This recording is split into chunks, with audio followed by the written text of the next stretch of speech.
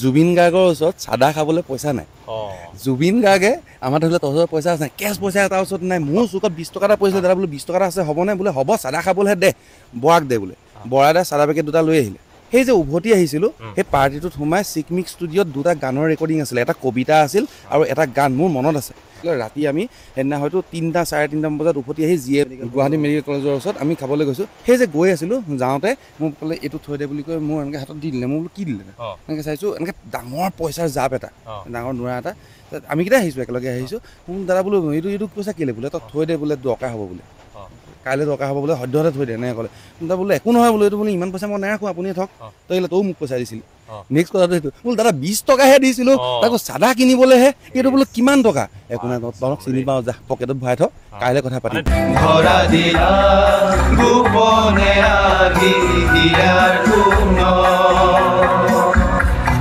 পকেটত ভৰাই থ, কাইলৈ কথা পাতিম। তাৰ পিছদিনা আমি যেতিয়া গৈছোঁ, তাত এজনী ছোৱালীয়ে কান্দি আছে। ছোৱালীজনী খুব ডাঙৰ কিবা, খুব কান্দি আছে, দিব লাগে। জুবিন গাৰ্গৰ মেনেজাৰ নাই, হাতত কেছ পইচা নাই। কেছ পইচা নাই কাৰণে তেওঁ তোক সহায় কৰি আমুক তামুক কৈ আছে। মোৰ তেওঁ মানে সেই আগদিনা ৰাতি যে আহিছিলে, তেওঁ পাহৰিলে মানে সেইটো পইচা। হয়তো চাগে কিমান মানুহক তেনেকৈ থ'বলৈ পইচা দিলে, পাহৰিলে, পিছদিনা নকয় চাগে। বোলো দাদা বোলো পইচা নাই, বোলে ক'ৰ পইচা? উল্টা সুধিছেহে। মই ক'ব লগা হৈছে, যোৱা ৰাতি আপুনি মোক ইমান পইচা দিছে। হয় বুলি কয়। তেতিয়া পইচা দিলে, পইচাখিনিৰ পৰা টকা 1500 2000 মান থৈ দিছিলে গোটেইটো। মই মানে কি হ'ল, ৰাতি মই আহি ৰাতিপুৱা কিমান পইচা দিয়ে বুলি হিচাপ কৰিছিলোঁ, 72,000 টকা আছিলে।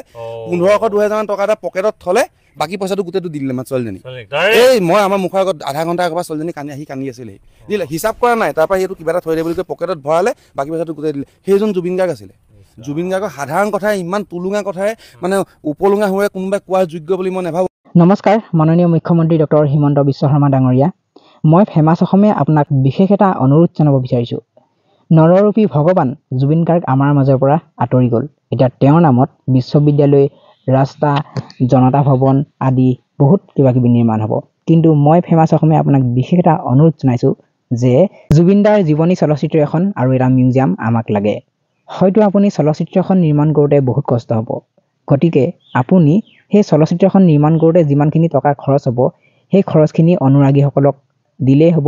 অনুৰাগীসকলে চলচ্চিত্ৰখন নিৰ্মাণ কৰিব।